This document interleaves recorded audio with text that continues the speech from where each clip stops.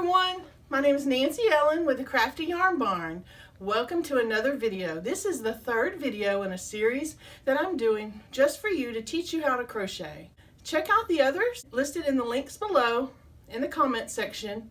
Today though, we're going to learn how to make a slip stitch. So let's get on up to the craft room and I'll show you how to make a slip stitch.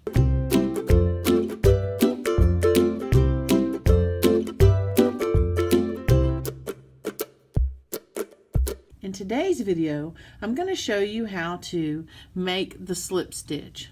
Very simple stitch to learn. It's one of the most common stitches that you're going to use in order to travel from one point on your crochet project to another.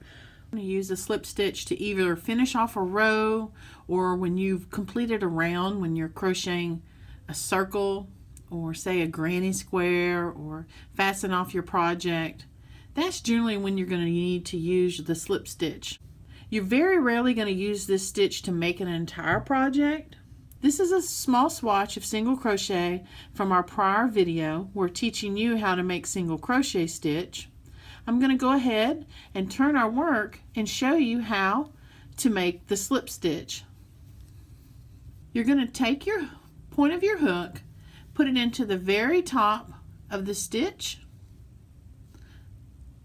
that you're going to make your slip stitch into. You're going to grab a hold of your yarn and pull it through that stitch. You're going to have two loops on your hook now. Instead of yarning over like you would do for a single crochet, you're going to take that first loop and pull it through the second loop on your hook. So let's go ahead and do that a little bit quicker so maybe you can get a better understanding. Put your point of your hook right through the top of that stitch on that row beneath, yarn over, pull it through, and go ahead and pull that loop through the loop that's on your hook. You don't get much height to that stitch like you do for a single crochet. It's basically hugging right to the top of the row beneath. Put your point through that stitch, yarn over and pull it through, and then go ahead and pull the loop through that second loop that's on your hook.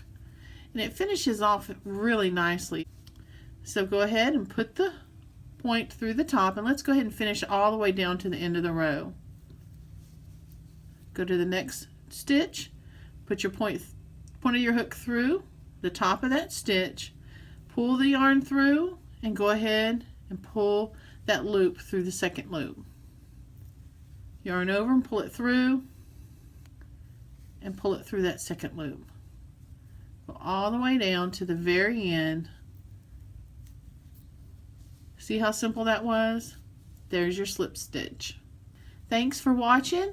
If this video has helped you, or you've enjoyed any of these series of videos that I've produced for you, make sure you subscribe. We have more coming your way. Thank you for crocheting with us here at the Crafty Yarn Barn. Have a good day, and we'll see you next week with the next video in our Basic Beginner video series, Learning How to Crochet.